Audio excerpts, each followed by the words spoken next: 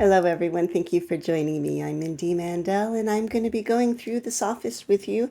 This is the Loeb Classical Library that I'm using, and as always, there is a PDF in the description box for those of you who don't have the same text. Now, usually I do go through the dialogues with a friend named Jacob, who is not able to be here today. He will be with us next week, but he wasn't able to join us today. So for this first part, I'm going to introduce the dialogue by myself. Before we get into it, though, maybe just a few housekeeping points here. So first of all, I always recommend at the beginning of any new dialogue that you check out a video on how to read Plato. And so it gives some of the principles behind the approach that I take and why I do it the way I do it. So I think that's very helpful to get the most out of the dialogue, to read it not just for information or out of curiosity, but to really get the most out of it, to get the theurgic kind of effect out of it. So please check out that video if you haven't seen it already. Or it's also good just to review now and then if it's been a while since you've seen it. Also, another thing I wanted to mention here is that I'm looking for ways to increase interaction, because I think, of course, watching videos can be helpful. I wouldn't be making videos if I didn't think there was any value in them. So, of course, I do think there is, but it's not enough just to passively watch somebody else talking about the dialogues. We really need to interact with them. And I think it's very helpful that we all have our own interpretation of things, or to the degree we're making errors, we each have our own unique way of doing so. And so it really helps to have interaction, to have conversations. And so I'm thinking about ways to do that. And so I was thinking about, for example, maybe doing some live streaming so that people could write in comments or questions that they have, that I can make the conversation. I would, of course, have some topic to discuss already, but if there is some interaction like that, then I can personalize the discussion a little bit more. Another idea is that I think that there are many people who have expressed interest in being part of this kind of group. And by the way, if any of you would like to join Jacob and I here on YouTube, please drop me a note about that. But I think many people are not comfortable being on YouTube. Some people have expressed interest in being part of a reading group, but not on YouTube. So I was thinking that it would be helpful probably to have such a group. And the question then would be the timing, because of course there are viewers from around the world, and it's hard to find a time that fits many people's schedules. So if you are interested in such a thing, then in such a group, please put that in the comments section and let me know what time zone you're in, and some idea of like what would be good for you as far as times. And I don't know, we'll take it from there. Okay, well, jumping into the Sophist, this one is a very curious one, and it is very difficult to know exactly what to take seriously about it, because, as the name says, he's acting like a sophist. So going to the text here, we can see in the very beginning that this dialogue actually takes place just the day after the dialogue Theaetetus. And actually, that same dialogue is in this same PDF. So I'm actually just going to go to the last page of the Theaetetus, and you can see it ends with Socrates saying, "Now I must go to the porch of the king to answer." Sorry. "Now I must go to the porch of the king to answer to the suit which Miletus has brought against me." That's of course the suit that leads to the apology and to the whole trial. And Miletus is one of the people who brought those charges. Going to the porch of the king would be like going to the court. And the dialogue in which he's standing on the steps coming out of that meeting is the dialogue Euthyphro. And so that dialogue would come right, if you're looking at it chronologically, that dialogue would come between the Theaetetus and the Sophist. And then he says, "In the morning, Theodorus, let us meet here again." And so you can see there's this dialogue here, the Theaetetus, and then there's Euthyphro, which takes place later the same day. And then the very next day they meet again, and that gives us the Sophist. And so that's where we're starting. Coming back to the first page of the Sophist, it's opening then with them talking about that. So you see Theodorus was one of the characters, as you saw there, in that last dialogue. Theaetetus is a young man. Theodorus is one of his teachers. He trained with Protagoras. Sorry. He trained with Protagoras, and Protagoras is a relativist. Now, he played in a very central way in the dialogue. Theaetetus here, he's kind of in the background in the sense that sophistry plays on relativism. And so those who are relativists may find it more difficult to see through the sophist. And so that's an element here as well. And then, of course, Socrates is here, and then a new person is introduced who is just known as the stranger, which is just a foreigner. And so this opening then is just simply, well, part of it is that it's showing that it's leading from that previous dialogue.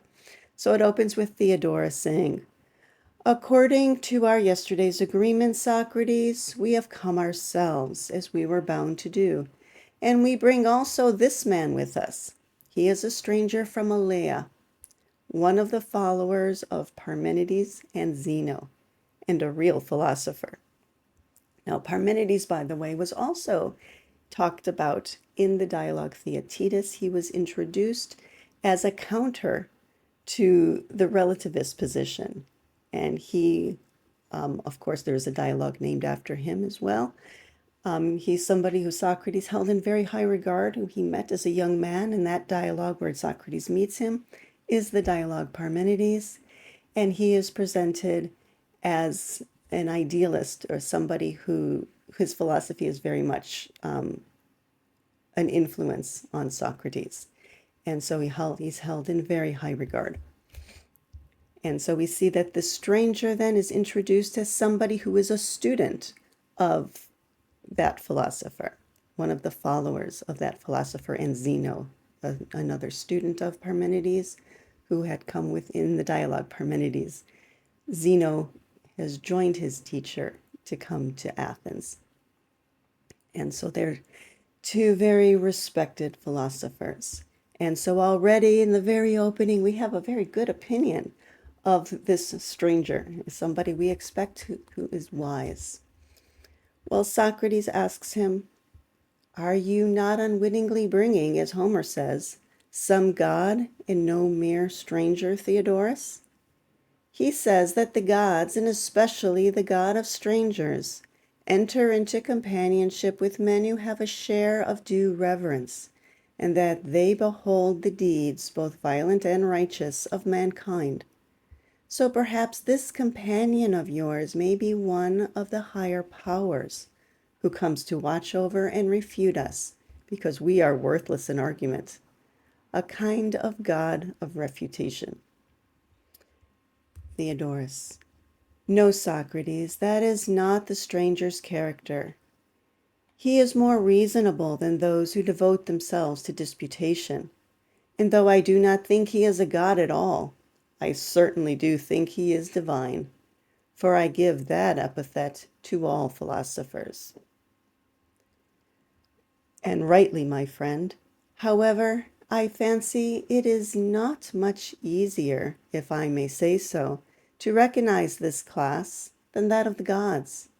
For these men, I mean those who are not feignedly but really philosophers, appear disguised in all sorts of shapes, thanks to the ignorance of the rest of mankind.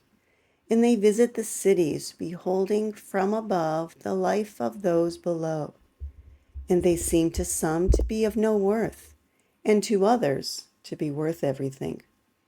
And sometimes they appear disguised as statesmen, and sometimes as sophists, and sometimes they may give some people the impression that they are altogether mad. But I should like to ask our stranger here, if agreeable to him, what people in his country thought about these matters, and what names they used. What matters do you mean?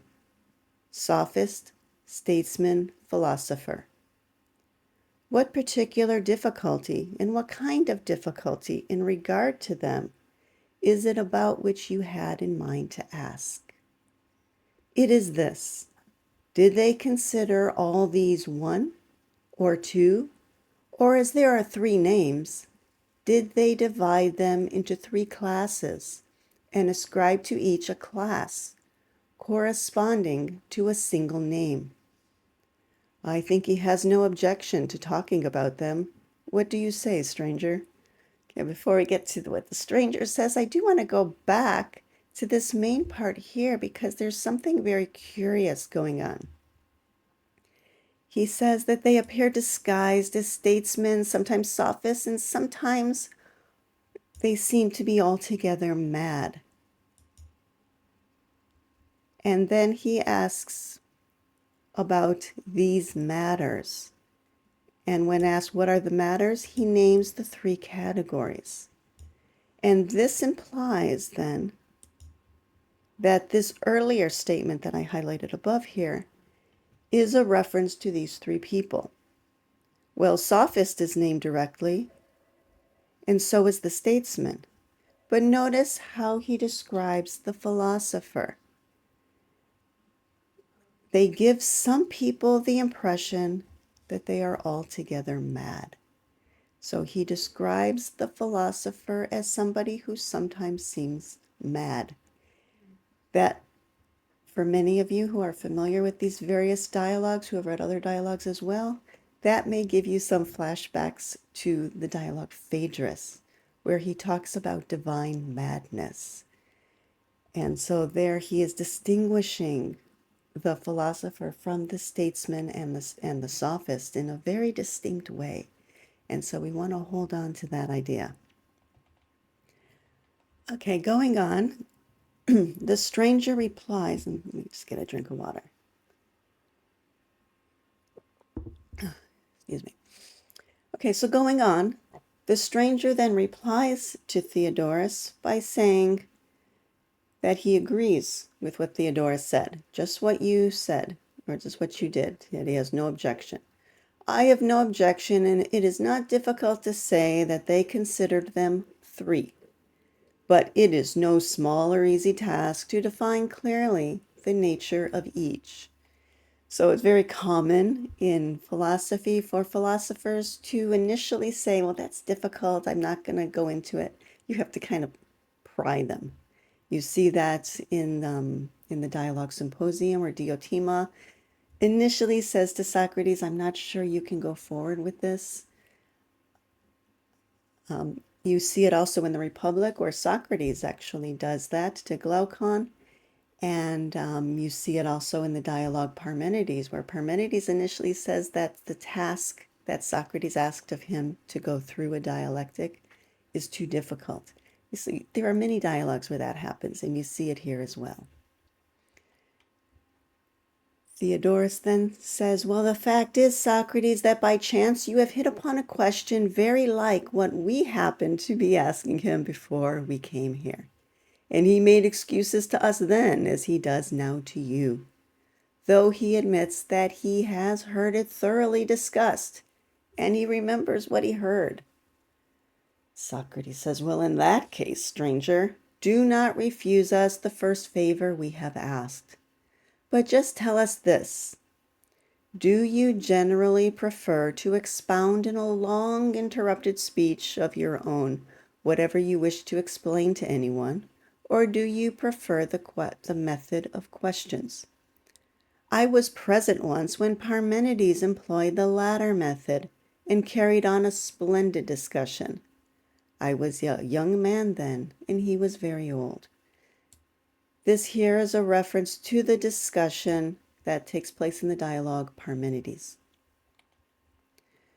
The stranger prefers the method of dialogue. He says the method of dialogue, Socrates, is easier with an interlocutor who is tractable and gives no trouble. but otherwise I prefer the continuous speech by one person. Well, you may choose whomever you please of those present. They will all respond pleasantly to you. But if you take my advice, you will choose one of the young fellows, Theaetetus here, or any of the others who suit you. Just pause for a moment to point out that in the dialogue Parmenides, he as well says that he would rather talk to somebody who's not going to argue with him a lot. It allows him, to follow his train of thought. And that is common in these dialogues, that the interlocutor is not necessarily putting forward their own ideas. What they're doing is showing that they're following the discussion. So there are different kinds of discussions. Oftentimes Socrates, like in the dialogue Theaetetus, he wants to pull ideas out of Theaetetus. So they're actually Theaetetus's ideas. And so he's pulling a lot out of Theaetetus. But then there's another kind of dialogue, like what we see in the Parmenides, where he's demonstrating his dialectic, and he's then, through the dialectic, then showing, some idea of his own. And you're going to see that here as well. The stranger is the one leading the discussion, and so he's looking for an interlocutor who will simply express, yes, I'm following what you're saying, or no, I need more explanation. And so that's what we're seeing here. The stranger says, Socrates, this is the first time I have come among you, and I'm somewhat ashamed, instead of carrying on the discussion by merely giving brief replies to your questions, to deliver an extended, long drawn-out speech, either as an address of my own or in reply to another, as if I were giving an exhibition.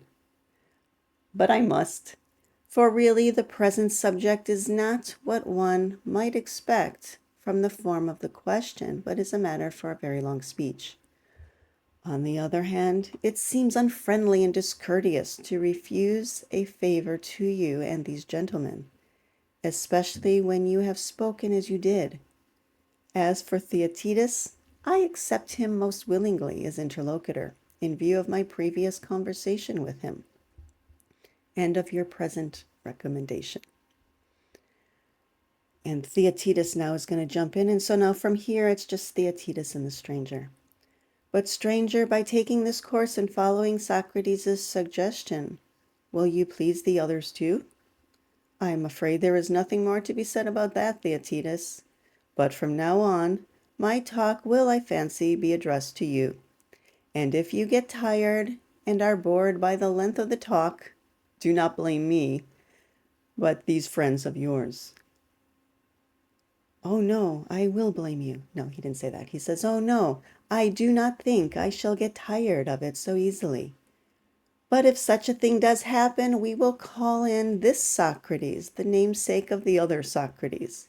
He is of my own age and my companion in the gymnasium, and is in the habit of working with me in almost everything. Very well, you will follow your own devices about that as the discussion proceeds. But now you and I must investigate in common, beginning first, as it seems to me, with the Sophist, and must search out and make plain by argument what he is. For as yet you and I have nothing in common about him but the name. But as to the thing to which we give the name, we may perhaps each have a conception of it in our own minds. However, we ought always in every instance to come to agreement about the thing itself by argument, rather than about the mere name without argument. But the tribe which we now intend to search for, the Sophist, is not the easiest thing in the world to catch and define. And everyone has agreed long ago that if investigations of great matters are to be properly worked out, we ought to practice them on small and easier matters before attacking the very greatest. So now, Theaetetus, this is my advice to ourselves, since we think the family of Sophists is troublesome and hard to catch, that we first practice the method of hunting in something easier, unless you perhaps have some simpler way to suggest. I have not. Well, this raises the question, though, if this really is something that has been agreed long ago, do we necessarily search for something easier, something irrelevant to what we want to search, If you want to know yourself, does that mean that you first search what is a book? It doesn't really make all that much sense. But that's what he's going to do. And so that's maybe the first piece of sophistry here. Notice that they're going to start with the sophist, and then you have that list. So the next dialogue after this one, in the chronological ordering of the books, then would be the statesman. And notice there is no dialogue called the philosopher, although perhaps the dialogue Parmenides is the closest thing to it, and that was maybe the one that would step in its place. Now, as for what he says here, I want to pull out that we have nothing but the name, and we each have a conception in our own minds. Right? We each have a conception. And so that's a big part of what dialectic is about, is clearing away our opinions or our assumptions about a thing. And so he is touching on something that is a true element of real dialectic. And also a lot rides on what he means by an argument, because of course that word has multiple meanings, and it could mean a position that you're taking, like a philosophical argument. This is a position you're taking. It also could mean the discussion itself. That's the highest sense of it. That's what we're hoping it means. But also sometimes people just like are literally fighting and arguing about something. And so that word takes on many meanings. And you're going to find throughout this that he plays on figurative language. And so that's part of the reason that I wanted to point that out, is that he does play on figurative language, and what sophists will often do is they are counting on you to fill in the blanks and assume the highest meaning of things, or to assume the meaning that fits what seems to you the best meaning of that word. But then they're able to kind of play with things, and we'll see how that is. It'll make more sense as we go on. They play with words and take some loose definitions of things and treat them as if it was a tighter definition than it really is. So we're going to see that, how it plays out, how figurative language plays out. All right, so he starts off by saying, shall we take some lesser thing and try to use it as a pattern for the greater? Yes. Well then, what example can we set before us, which is well known and small, but no less capable of definition than any of the greater things? Say an angler. Is he not known to all and unworthy of any great interest? Yes. Okay, so angler, of course, a fisherman or woman. So he picks him because everybody knows it's a basic job, everybody knows it, and it's of no great interest. So right there, it tells you this is something very strange. We would have a philosophical discussion about something that is of no great interest, but that's what he's going to do. Okay.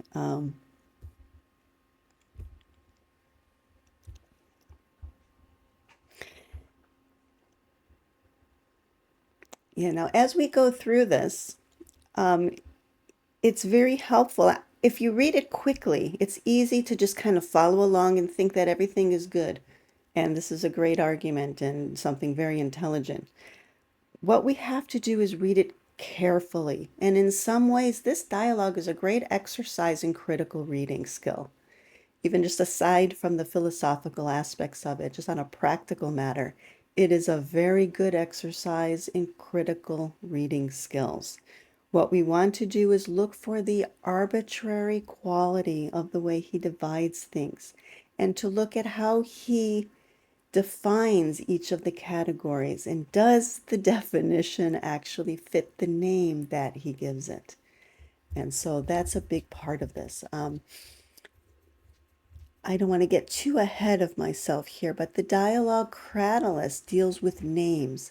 And what it shows there is that a name has to deal with the intrinsic quality of what a thing is, but also its functioning. It has to function the way the thing truly is. And an example of how this goes awry sometimes is think about the way false beliefs function. And in philosophical midwifery, what we learn there is that oftentimes our image of how a mother functions or a father or whoever our caregiver was, how a caregiver functions is set by the actual experience we have with our own parents or caregivers. And because they may fall short of the ideal, we have a mistaken idea of how a caregiver functions. And so we put the wrong name on it. And so a lot of what we do in midwifery is looking at a scene and then ask ourselves, how is this person functioning? Put a name on it. And often it's a negative name, and it's very hard for people sometimes to do that, especially early on. It's difficult to put that negative label on one of your parents, especially when you know that they mean well and you have a good relationship with your parents. In those situations especially, it can be very hard to put a label. People who have a bad relationship with their parents are very quick to put the negative label, but people who have a good relationship really struggle here. And what we come to learn is that you're not criticizing the person, you're simply recognizing how the person is functioning. And so putting a name, putting the right name is very important in many situations in life, and in politics as well. A lot of the spin that you see in politics is about putting the wrong name on something and tricking people into thinking something is good when it actually is not, by putting that positive spin on it with the wrong name. And so putting a name on something is something very key to certainly to dialectic and in other areas of philosophy, but really to all areas of life. And so there's a lot of that going on here. And so that's a big part of sophistry. And so that's something to watch for as well. Okay, that said, we're going to jump into it now.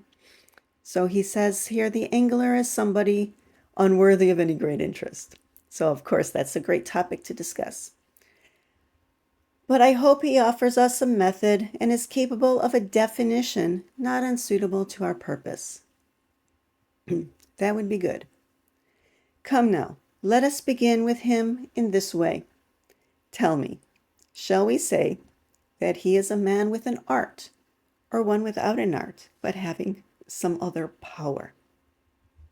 So right off the bat, he's questioning what an art is. And it's not really discussed in this dialogue. But in other dialogues, we see that the definition of art has to do with not only having a skill, but also a skill that benefits others. Like a doctor is a common example of an artist in the sense of having an art that benefits the patient. It's not for the doctor that the doctor practices medicine. The doctor may then get a fee, but that's because the doctor gets nothing out of the curing of people just by itself. They may get some altruistic joy out of it, but the art of medicine, strictly speaking, is for the benefit of the patient. And the dialectician as well, as we see like in the dialogue Theaetetus, it's for the benefit of the person Socrates is questioning there. So the art, ideally, in its highest sense, in its ideal, is for the benefit of the other. But you're going to see throughout this that he is talking about art as just a skill. Okay, so he's using it kind of interchangeably with skill. Okay, is it some other power? And he's calling it a power. It's maybe a knowledge. Is that a power or not? So it's something to think about.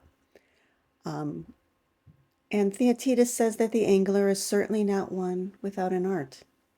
But of all arts, there are, speaking generally, two kinds. How so? Agriculture and all kinds of care of any living beings, and that which has to do with things which are put together or molded, utensils we call them, and the art of imitation. All these might properly be called by one name. How so? And what is the name?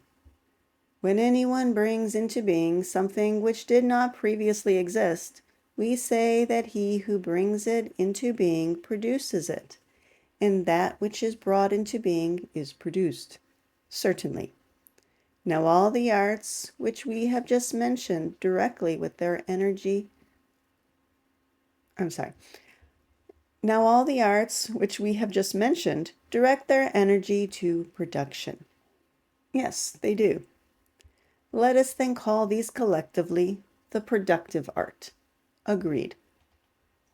And after this comes the whole class of learning and that of acquiring knowledge, in money making, in fighting, and hunting. None of these is creative, but they are all engaged in coercing by deeds or words things which already exist and have been produced, or in preventing others from coercing them. Therefore, all these divisions together might very properly be called acquisitive art. Yes, that would be proper. I'm going to pause here to see if this really is proper, if this even makes any sense.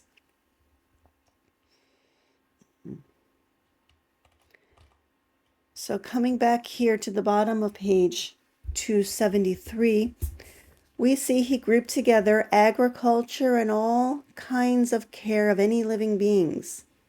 And he grouped that together also with things that are not living, things put together or molded.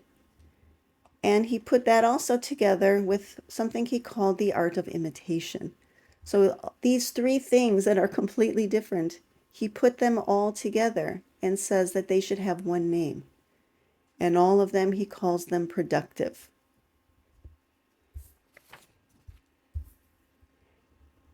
And then even stranger is what he's calling the acquisitive art.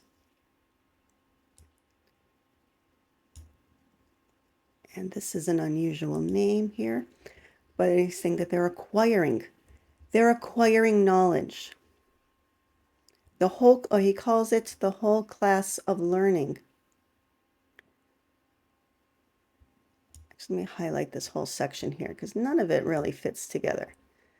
It's the whole class of learning, acquiring knowledge, and then he puts it together with money making and fighting and hunting. And you have to ask yourself, does it make sense to make this division? Does it make sense to make this a definition of what he's calling the acquisitive art? And so he's going to be doing this throughout. Now, to make it a little bit easier, I got made up a PDF here. So he set out to define the angler.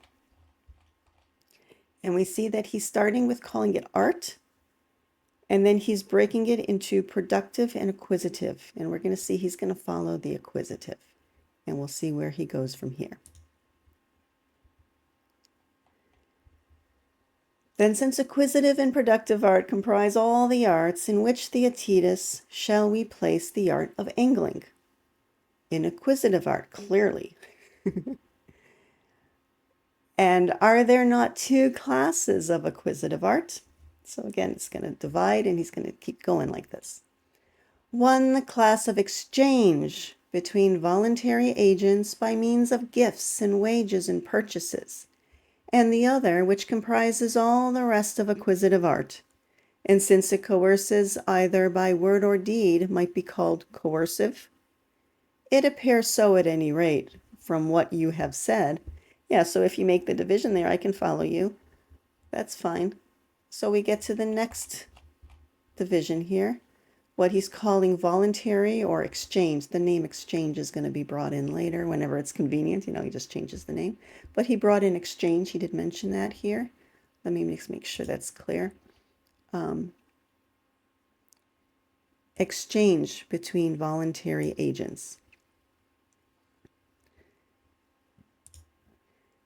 And so voluntary and coercive is what I put as the labels here, because that's the way he's talking about them here. And you'll see they're going to go with coercive.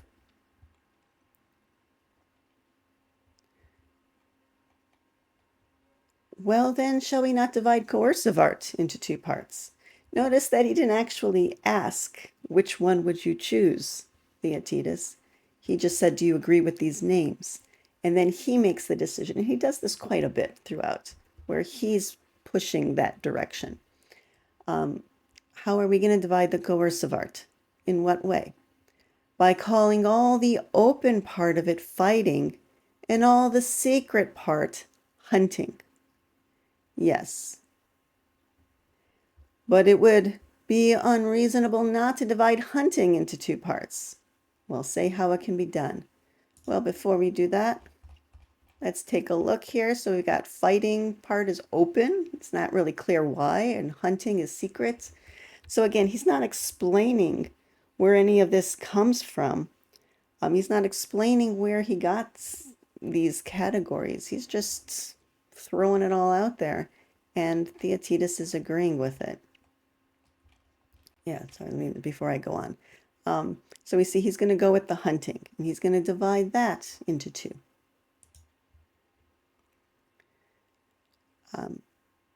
And so it would it be unreasonable not to divide hunting into two parts? Say how it can be done. By dividing it into the hunting of the lifeless and of the living. Certainly, if both exist. Well, of course they exist. And we must pass over the hunting of lifeless things, which has no name, with the exception of some kind of diving and the like, which are of little importance. But the hunting of living things we will call animal hunting. Very well. So you can question if there really is even a category of hunting of lifeless things, if you would call that hunting.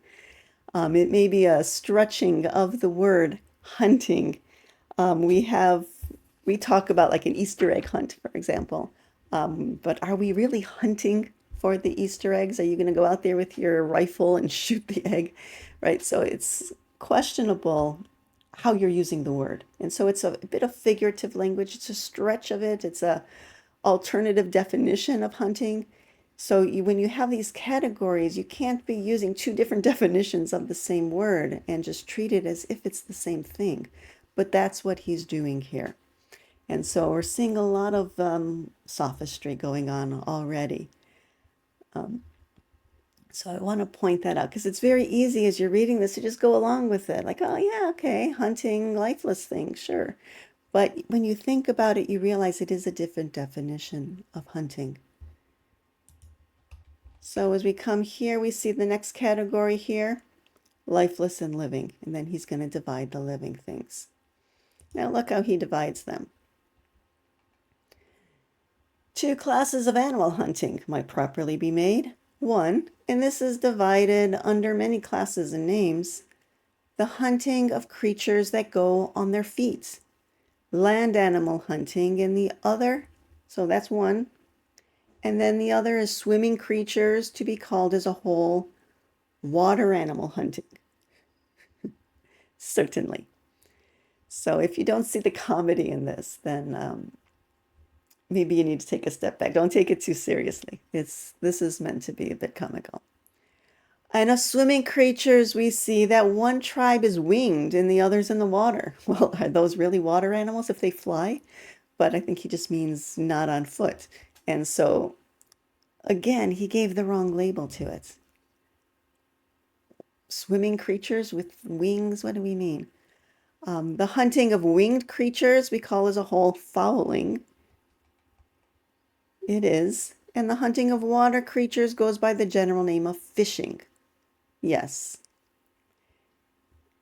Before we go on, we're going to divide it some more. So I put it here as pedestrian and not on foot because, I mean, it's not really water creatures.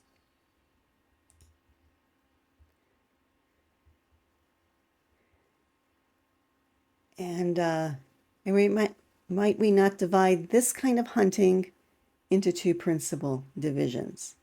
What divisions? The one carries on the hunt by means of enclosures merely, and the other by a blow. So we want to see how he describes these. What do you mean, and how do you distinguish the two? As regards the first, because whatever surrounds anything and encloses it so as to constrain it is properly called an enclosure. Certainly. May not then wicker baskets, is that an enclosure? Wicker baskets and seines and snares and nets and the like be called enclosures? Seines is like those big nets that fishermen use that drop in the water, like the huge that just drop perpendicularly into the water and catch many things. And so a kind of net, so it's actually the same category. So those are all called enclosures, assuredly. Then we will call this division hunting by enclosures, or something of that sort. Yes. And the other, which is done by a blow, by means of hooks and three-pronged spears, we must now, to name it with a single word, call striking. Or could a better name be found, Theaetetus? Well, first of all, if you're using a hook or a spear, would you call that a blow? I think most people think of a blow as a hit or a punch. And is it striking? Right? So again, you have to question the definitions and the names. Do they fit? Either you got to change the definition or you got to change the name. But Theaetetus says, never mind the name. That will do well enough. Then the kind of striking which takes place at night by the light of a fire is, I suppose, called by the hunters themselves firefighting. Is this really a division? Do hunters really divide by daytime or nighttime? It's very odd, the whole thing. By the way, I should come back here, make sure we're caught up here. So we got fowling and fishing. And we see that we are looking for an art that is acquisitive, coercive, hunting, meaning that it's secret as opposed to fighting in the open. We're hunting living things that are not on foot. We're calling it fishing, not fowling. And it's by a blow, he's going to tell us. And now we're going to go on to divide it even further, and you can see where it's going. So I'll just go ahead and show that we're dividing it by either daytime or nighttime. Now, I don't know that all anglers work only in the daytime, but we're going to see what he does with it. So then the kind of striking which takes place at night by the light of a fire is, I suppose, called by the hunters themselves firefighting. To be sure. And that which belongs to the daytime is, as a whole, barb hunting, since the spears as well as the hooks are tipped with barbs. Again, you have to ask yourself if this is really a significant cut. When we're making divisions, when we're actually doing dialectic and we're working with actual absolute realities as opposed to just concepts or things in our physical world, we have to be very careful where we make our divisions and how we define things. You don't just do it arbitrarily like this. Does it really matter day or night? Does it matter if you're using, what is he calling here? Spears, and the hooks are tipped with barbs. But yes, that's what it's called. Then of striking which belongs to barb hunting. That part which proceeds downward from above is called so because tridents are chiefly used in it. It's called tridentry, I suppose. So does it really matter if the hook is going up or down? Or it's so very strange, right? When you stop and think about it, why did he make these divisions? But he calls that tridentry. Yes, some people at any rate call it so. Then there still remains, I may say, only one further kind. What kind is that? The kind that is characterized by the opposite sort of blow, which is practiced with a hook and strikes not any chance part of the body of the fishes as tridents do, but only the head and mouth of the fish caught, and proceeds from below upwards, being pulled up by twigs and rods. By what name, Theaetetus, shall we say this ought to be called? I think our search is now ended, and we have found the very thing we set before us a while ago as necessary to find. So Theaetetus followed along with this, and he agreed that if you kill the fish with a trident and you stab it like this, you're not an angler.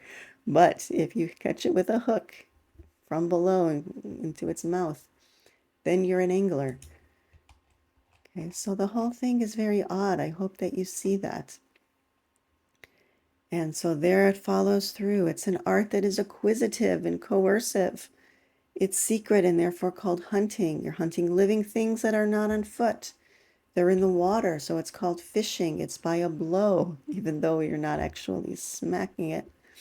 It's done apparently only in daytime and only with a hook that catches them in the mouth.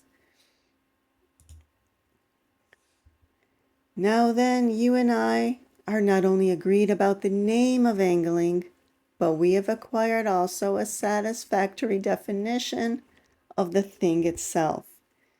And you can question if that is true. For the art as a whole, half was acquisitive, and of the acquisitive half was coercive, and of the coercive half was hunting, and of hunting half was animal hunting, and of animal hunting half was water hunting. And taken as a whole, the water hunting, the lower part was fishing, and of fish, I guess lower in the sense that it's in the water as opposed to in the air is the higher part. I don't know. And of fishing, half was striking, and of striking, half was barb hunting, or the daytime hunting. And of this, the part in which the blow is pulled from below upwards at an angle has a name in the very likeness of the act, and is called angling, which was the object of our present search. And that, at all events, has been made perfectly clear. And so again, you can go through that again and see the various ways that he twisted things or made strange divisions. There was something arbitrary about it. Does the description of the category fit the name? Does the name fit the description? Okay, so many questions that you can see there that need to go back over and be questioned about. And now he's going to shift. He's going to say, come then, let us use this as a pattern. Yeah, okay. Yeah, I'll go just maybe a little bit further. See, it's been about 47 minutes or so. So we'll go maybe just a little bit further, and we'll see how he's going to use this as a pattern. We'll use this as a pattern and try to find out what a sophist is, by all means. Well, then the first question we asked was whether we might assume that the angler was just a man or woman, or someone with an art. And so there again, he brings in the idea of art. And notice again how he uses it. Is he using it in the Platonic sense, or is he using it as a skill? Is he using it as a knowledge? How is he using it? In the Platonic sense, it is a knowledge, but it's a knowledge that benefits someone else. Now, of course, if you turn your art onto yourself, you can be both the artist and the recipient. Well, take this man of ours. So he agrees that, yes, he's a man with an art. Well, take this man of ours, Theaetetus. Shall we assume that he is just a man, or by all means really a man of wisdom? Notice the slip there. He slipped from art to wisdom. And that also then raises the question that when we use the word knowledge, especially in the colloquial sense, doesn't necessarily mean you're wise. If you have knowledge of, say, being a fisherman, and you know this, you have that skill, is that the same as being wise? And so notice the slip there, how he switched from art to wisdom very smoothly, just slipped it in there. Let me go back over that. The first question we asked was whether we must assume that the angler was just a man or was a man with an art. Yes. Well, now take this man of ours, the one we're looking for, the sophist. Shall we assume that he is just a man, or by all means really a man of wisdom? So notice he used the same word pattern in those two sentences. Just a man or a man with something. Right, so that part, he kept the same pattern. Just a man or a man with something, a man of wisdom in this case. Right, so he kept the same word pattern, but he switched from art to wisdom. And so there we're seeing that slip is very smoothly done, and Theaetetus didn't seem to really pick it up. He says he's certainly not just a man, for I catch your meaning that he is very far from being wise, although his name implies wisdom. Although he didn't pick up the slip in the change in the words, he didn't recognize that art was not being used to mean a wise person. He does, of course, have an idea of sophistry, and it's a negative one, and so he picked up that aspect of it. But there is that switch. Okay, and I wanted to point that out. But we must, it seems, assume that he has an art of some kind. And so then he goes back to art. Again, implying that they might be synonymous. And yet the sophist maybe just tricks people into thinking he's wise. And so it questions the meaning of the word art. Can you have is sophistry also an art? And the implication is that it is some kind of an art. And Theaetetus asks, well, then what in the world is this art that he has? And so they're treating art very differently from the Platonic sense, and that they are treating it as some kind of knowledge, but they made it synonymous with wisdom. And now they're saying, well, okay, the sophist tricks people into thinking he's wise, but they're still calling it an art. It doesn't actually benefit anybody else. It can't possibly benefit anybody else, but they're still calling it an art, which means they're not using the word art in the Platonic sense. And then he says, now I'm going to just go a little bit further here because there's another little trick that he pulls here. So Theaetetus has bought onto this false definition of art. Well, then what in the world is this art that the sophist has? Good gracious, have we failed to notice that the man is akin to the other man? Who is akin to whom? The angler to the sophist. How so? They both seem clearly to me to be a sort of hunters. So now he's stretching the definition of the word hunter. And we saw that before with the idea of hunting lifeless things, as if an Easter egg hunt is the same as hunting for deer or some other kind of hunting. And again, we're stretching the word for hunting. What is the hunting of the second? We've spoken about the first. And we just now divided hunting as a whole into two classes and made one division that is of swimming creatures and the other that of land hunting. Yes, and the one we discussed so far is the swimming creatures that live in the water are concerned, but we left the land hunting undivided, merely remarking that it has many forms. Certainly.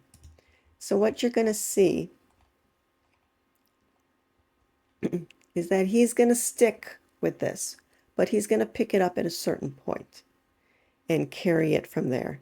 And he's going to come up with multiple ways to define the sophist each time using this same pattern, but starting at a different point. In fact, I'll give you a little bit of a preview here. Let me go a little further in. I did the first one for you, but then we're going to see later on, here's like the first three of them, for example. There's already three. By the time you get to 255a, you've got a third definition already. And each one starts at a different place. So that's where it's going from here. But coming back to the text here, we see, yeah, he's really stretching the definition of the hunter. And so this is something that we're going to watch for. That this whole definition of the sophist is built on a metaphor. It's not literally a hunter. And he's going to ignore the fact that he's using a metaphor, and he's just going to treat it as if it really is in those categories of hunting, as if he really is a hunter, the same way a person who hunts birds or fish, or even that's stretching, hunting fish, but you can kind of stretch it there, hunting in the water, hunting on land, but certainly the way we would use a hunter for a sophist or even like a con artist is they're looking for their mark. It's a kind of hunting. You can say a serial killer is hunting people, or even like an abuser is picking out who is